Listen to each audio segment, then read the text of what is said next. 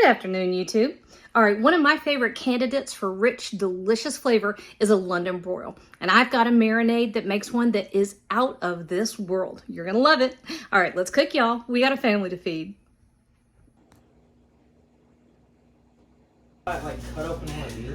Okay, so we are making a marinade.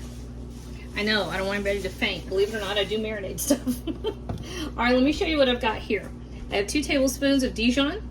I've got about 1.5 tablespoons of crushed garlic, 2 tablespoons of honey. Joey, what are you doing? Baby, don't put your roll on top of that raw meat. Where do you put what? Joey's trying to work around me. Split it in half, put it on one of the small baking sheets. All right, so in here I have 1/4 cup of balsamic vinegar and 1/4 cup of Worcestershire sauce. Also 2 tablespoons of soy sauce, 2 tablespoons of olive oil, and we're doing pepper. I like a lot of black pepper with beef, so that's a good 1.5 teaspoons. I just like thyme, period, so that's probably 2 teaspoons. And even though we've got soy sauce and Worcestershire, 1.5 teaspoons of salt. And then this just gets stirred together.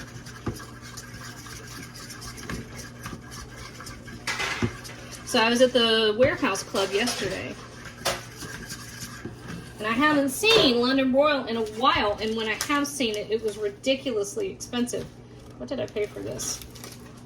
It's still ridiculously expensive.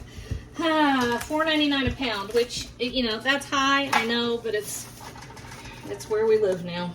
And it's less than I have seen it most of the time. All right, buddy. All right. You, sir, are in my way. All right, so we're going to marinate this overnight. So I'm actually going to cook it until tomorrow. Ha-ha. You've got beef tips, dude. So big, fat bag. And these guys go in there. And then our marinade. Make sure you've got that honey stirred up. You don't want to lose anything. And everybody goes right in the bag. Just like that.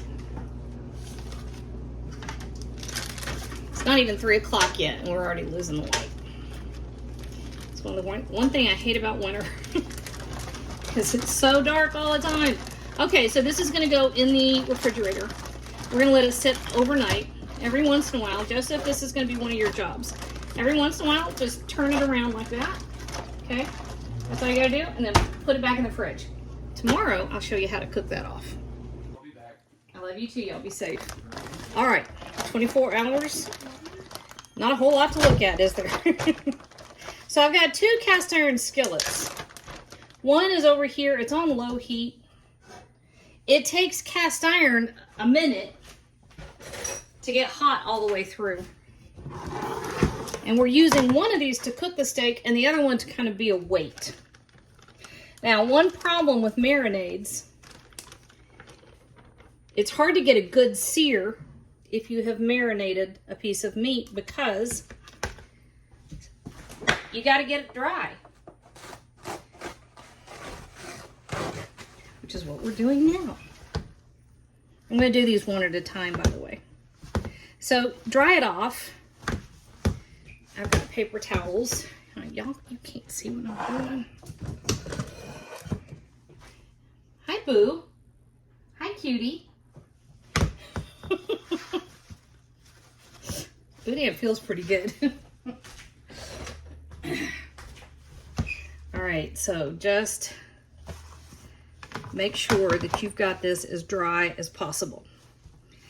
Any flavor that marinade had to give, it gave it up already. So you're not getting rid of the flavor. I promise.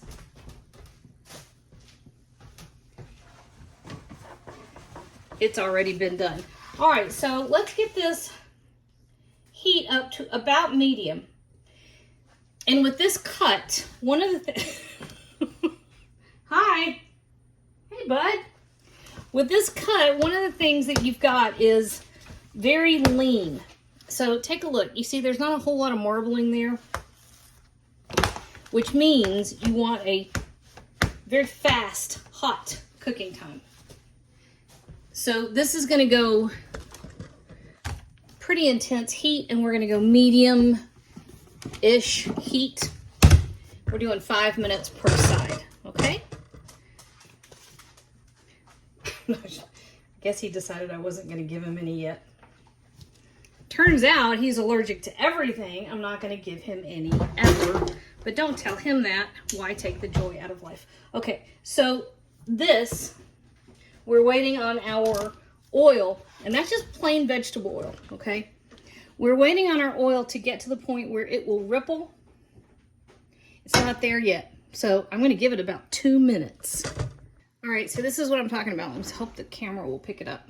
Okay. Not really. Let's see. Can we get closer? A little bit. You can kind of get a hint of it. Anyway, that's what I'm talking about by the ripple. You will see when your oil is hot enough and you tilt your skillet, you will see that the oil actually ripples across the surface. Unfortunately, it's really hard for that to pick up. All right, so here we go into our hot pan. And it's, yeah.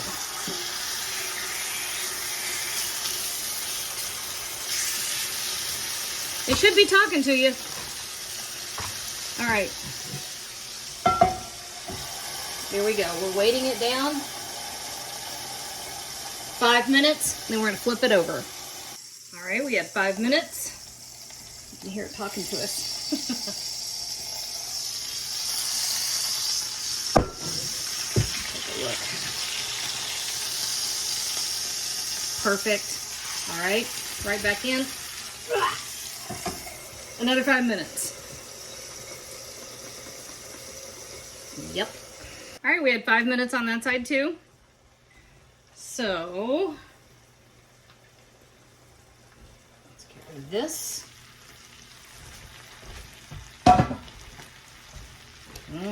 Perfect. Whoop.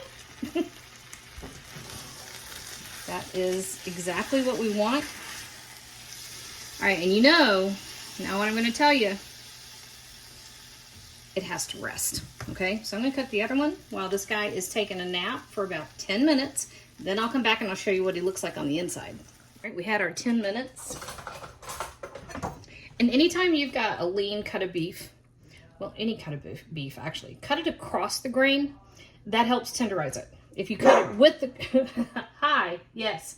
If you cut it with the grain, yeah. If you cut it with the grain, those long fibers help keep it tough. See that?